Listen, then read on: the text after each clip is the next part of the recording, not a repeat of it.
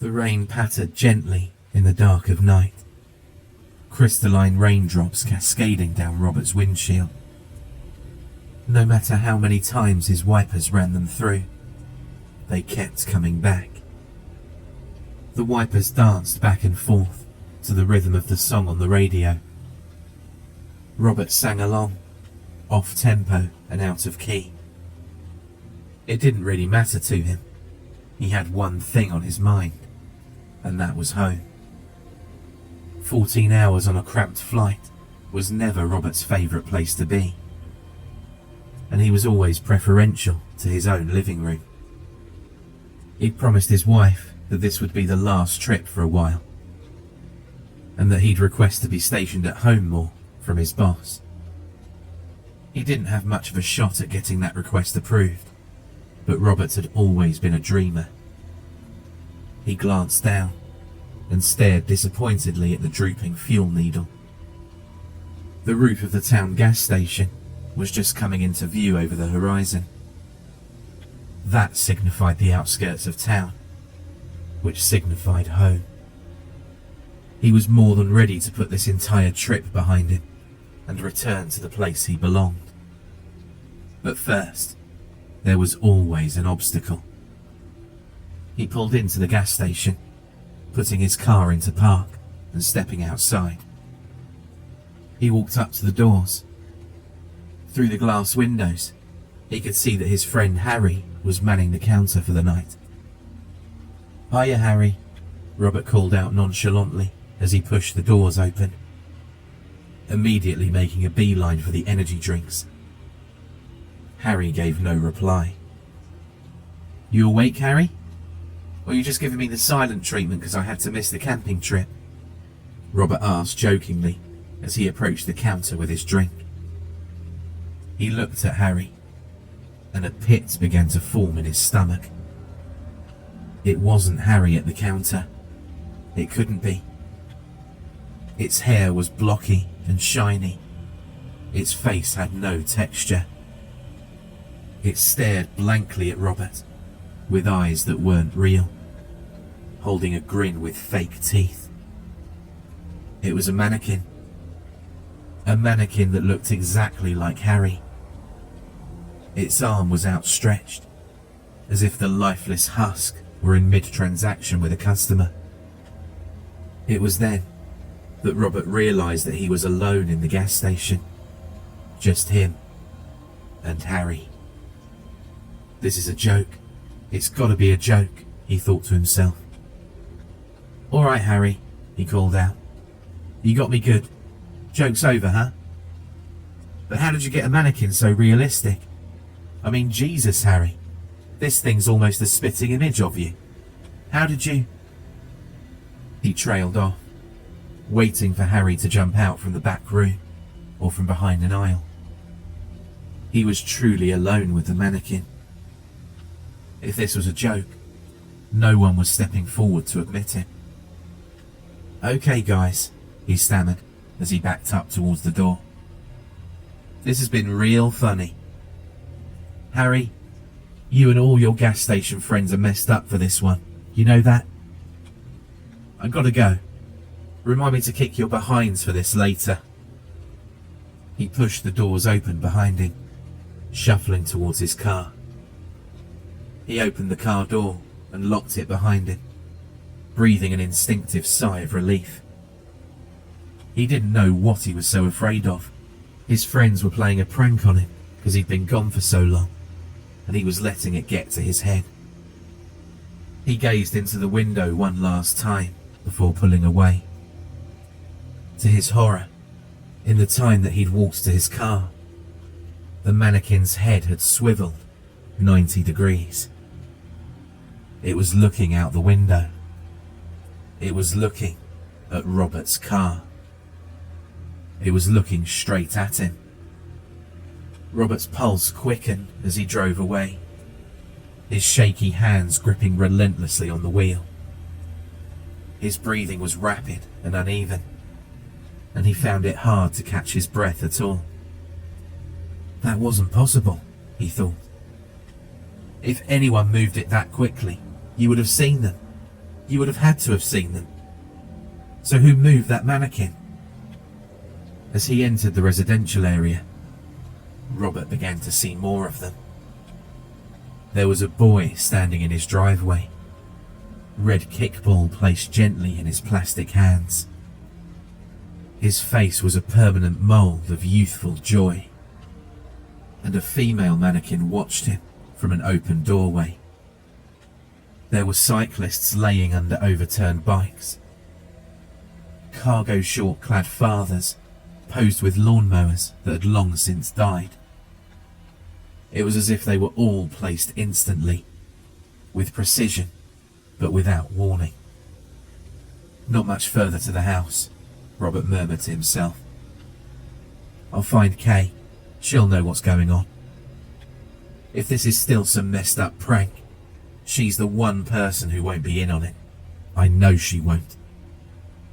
Deep down, he knew it couldn't be a prank anymore. A group of friends replacing one townsperson with a mannequin to fool him? Sure, it was plausible. But now, the mannequins were everywhere. They were on every lawn, on every street, on every block. All of them were posed like people going about their lives. They were getting into cars. They were checking the mailbox. They were bending down to pick up the paper. Each of them, like Harry's mannequin, was an identical copy to one of Robert's fellow citizens. People he knew. People he spoke to on a daily basis. They were gone somehow, and these things stood in their wake. Every time Robert looked in his rearview mirror, the mannequins he had passed were all looking at him. Every last one of them, no matter what they were doing, had miraculously turned their heads to stare at him. His breathing quickened even further, and his pulse was so quick it felt practically non-existent. When he saw the red and blue flashing lights behind him, he felt such an unexpected relief that it startled him. He pulled over, ecstatic that there was someone in this town who could explain what was going on. Even if it was a cop who probably thought he was driving like a lunatic. He watched the cop car pull ahead of his, parking a few feet in front of his headlights. The door to the squad car creaked open, but no officer stepped out of the car. The door stayed open, moving back and forth gently in the wind. Please, Robert whispered to himself. Please be real. You can't do this to me. He wasn't sure who he was talking to anymore. Someone had done this. That much he knew. This was a perfectly rational situation, and there was someone at the helm of it all. He had to keep believing that, or else he would lose his mind. Slowly, Robert stepped out of his car, approaching the squad car. Sitting in its driver's seat was a mannequin. It was dressed as a police officer, with a cheap Velcro moustache and aviator sunglasses covering its plastic face. There was a half-eaten donut placed comically in its right hand, its left resting coolly on the wheel. Robert stumbled back, his sense of reality fading fast. You drove to me, Robert mumbled, pointing at the lifeless mannequin. How did you do that? Answer me. How did you do that? You're not real. You're not. Robert heard a sound from behind him, causing him to turn around. The sound was a red kickball rolling towards him. He looked up, and his blood froze in his veins. All of the mannequins had assembled in the center of the street. Their arms were at their sides, their heads facing directly towards him. They stood in a perfectly uniform line formation, with the young boy that Robert had seen at the front. Robert tried to scream, but the noise got caught in his throat. He moved for his car, but stopped. He didn't want to get any closer to the horde, and his house was only a block or two away. He turned heel and ran, slamming the squad car doors shut as he ran. He heard the sirens start up behind him, but it didn't matter. Soon he would be home, and somehow this nightmare would all be over. He kept running, never once turning around. There were no footsteps behind him, but he knew they were moving. He could feel them, always just a step behind him, though they made no sound in their pursuit. He could hear the squad car though, which seemed to be taking up the rear, judging by sound distance. Up ahead, he saw his front lawn come into view, and he thanked Jesus for bringing him this far. He threw himself against his oak wood door, thrusting the key in and turning quickly, nearly falling inside. He stood up quick, locking the door behind him. His house was dark, and he turned lights on as he went, frantically heading towards his stairs. He clambered up the steps, nearly on all fours. He needed to find Kay, and he needed to get her up to the roof. He didn't know what to do after that, but if those things got inside, they'd be safe on the roof. Robert was a businessman. Lying to people was his speciality, and right now, he was lying to himself with every hopeful thought that entered his frail mind. He was so concerned with finding Kay that when he crashed into the mannequin at the top of the stairs, he hardly even comprehended what was happening. He fell to the ground, the mannequin he crashed into practically exploding into pieces. The head rolled over to him. He saw the plastic mould of Kay's messy bun, and he couldn't hold back the tears. He stood up, looking down at the woman he loved, reduced to nothing more than plastic pieces on the floor before him. Suddenly, there was a sound downstairs. A slight, almost unnoticeable sound. The sound of glass cracking under pressure. They were almost in. Robert brushed the tears away with the sleeve of his jacket, pushing on towards the attic. He quickly climbed the attic stairs, being sure to collapse them up behind him.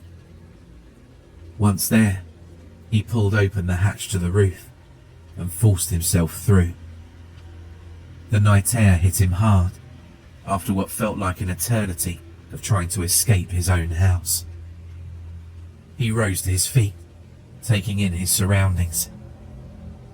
The horde had surrounded his house, all of them standing perfectly still, their arms now raised, as if they were an angry mob in a monster movie.